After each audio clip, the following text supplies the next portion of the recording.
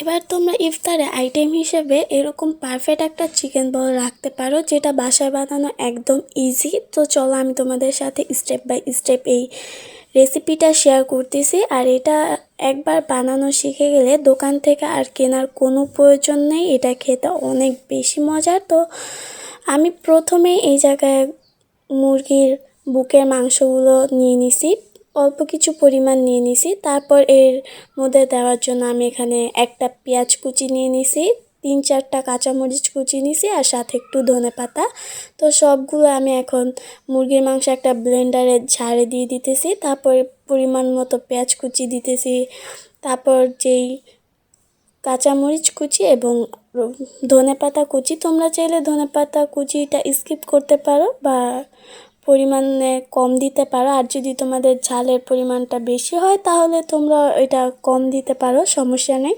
তারপর আমি এটা ব্লেন্ডারে দিয়ে ব্লেন্ড করে নিছি। তারপর এই জায়গায় আধা চামচ পরিমাণ সাদা গোলমরিচের গুঁড়া ইউজ করব।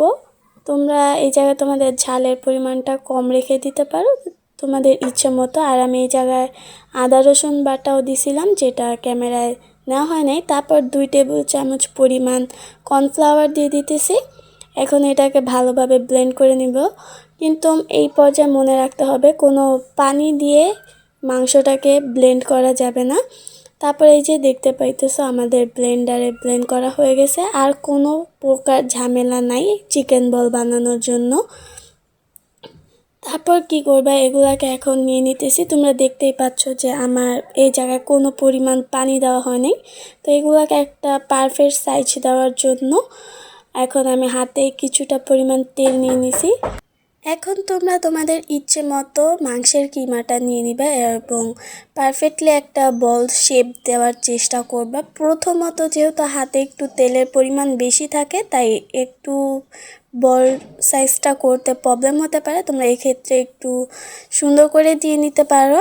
তো দেখো এই যে এরকমভাবে পারফেক্টলি আমি অনেকগুলা বল বানিয়ে নিয়েছি, চিকেন বল। তো তোমরা এরকমভাবে বানিয়ে নিবা। তো তারপরে কি হয়েছে, এই সবগুলাকে বানিয়ে নিবা পারফেক্টলি।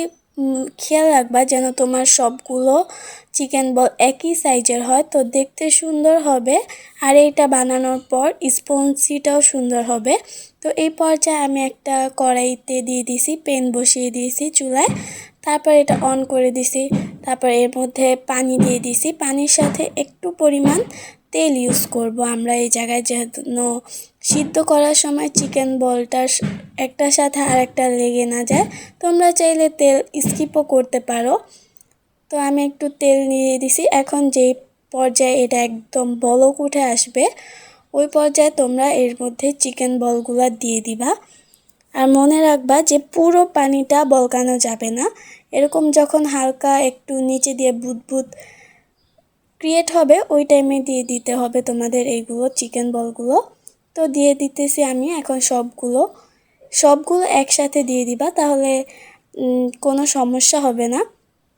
তারপর এগুলো দেওয়ার পর 3-4 মিনিটের মতো তোমাদের এগুলো বয়েল করে নিলেই তোমাদের চিকেন বল পারফেক্টলি রেডি হয়ে যাবে। তো এই বয়েলিংয়ের পরে তোমরা কমসে কম এইটাকে 2 মাস পর্যন্ত সংরক্ষণ করতে পারো ফ্রিজ করে। আর এই পর্যায়ে একটু তাহলে ওই সময় একটু বয়েলিং বেশি করবা, যেহেতু তোমরা সংরক্ষণ করতে চাইতেছো এর জন্য। আর এইগুলা যখন হয়ে আসবে, তো এগুলা অটোমেটিকলি দেখবা ফুলে ফুলে উপরের দিকে উঠে যাইতেছে। তো এই যে দেখো আমার সবগুলো দেখছো যেগুলা হয়ে গেছে চিকেন বল, সবগুলো উপরে উঠে আসছে, তাহলে বুঝবা যে তোমাদের চিকেন বলটা পারফেক্টলি হয়েছে। তো তো এই সময় একটু নাড়াচাড়া দিয়ে দিবা যেন একটার সাথে আর একটা লেগে না থাকে। আর তেলের পরিমাণটা থাকার জন্য এই প্রবলেমটা হয়ও না। যে চিকেন বলগুলো হচ্ছে ওইগুলো উপরে চলে আসছে, তোমরা দেখতেই পাচ্ছ। আলতো আলতো করে একটু নাড়াচাড়া করে দিবা, তাহলে এগুলো পারফেক্টলি একটু সিদ্ধ হবে। তো আমার চিকেন বলগুলো 3-4 মিনিটের মতো সিদ্ধ করা হয়ে গেছে। এখন আমি এই পর্যায়ে সবগুলো উঠিয়ে নিব। তো এই যে আমি একটা ঝুড়ির সাহায্যে উঠিয়ে নিতেছি। আর এই পর্যায়ে একটু পানি রাখা যাবে না, এটাকে একদম ঝরায়া তারপর পানিগুলোর থেকে উঠানোর দরকার। তো তোমরা চাইলে টিস্যু ইউজ করে পানিগুলো মুছেও নিতে পারো। আমি তোমাদেরকে একটু দেখাচ্ছি আমার চিকেন বলগুলো কত পারফেক্ট এবং স্পঞ্জি হয়েছে। আমার সবগুলো চিকেন বল উঠানো হয়ে গেছে। তারপর পানিটা থেকে তোমরা সরিয়ে রাখবা। তো তা চাইলে আবার এই পানিটা তোমরা স্যুপের জন্য ইউজ করতে পারো। তো দেখো আমার চিকেন বলগুলো কত স্পঞ্জি হয়েছে, যে দেখো টিপ মারতেছি, এটা দেখছো স্পঞ্জ করতেছে। তো ভিতরে একদম পারফেক্টলি হয়েছে। তো তারপর তোমরা একটা প্যানের মধ্যে কিছুটা পরিমাণ তেল দিয়ে দিবা। তোমাদের ডুবা তেলে এটা ভাজার কোনো দরকার নেই, অল্প তেল দিয়ে দিবা। তেলটা যখন হয়ে আসবে, গরম হয়ে আসবে এই পর্যায়ে, তারপর তোমরা চিকেন বলগুলো দিয়ে দিবা। তোমরা চাইলে এটা ব্রাউন করেও ভেজে নিতে পারো বা অল্প হালকা ব্রাউন করেও ভেজে নিতে পারো, তোমাদের ইচ্ছে মতো।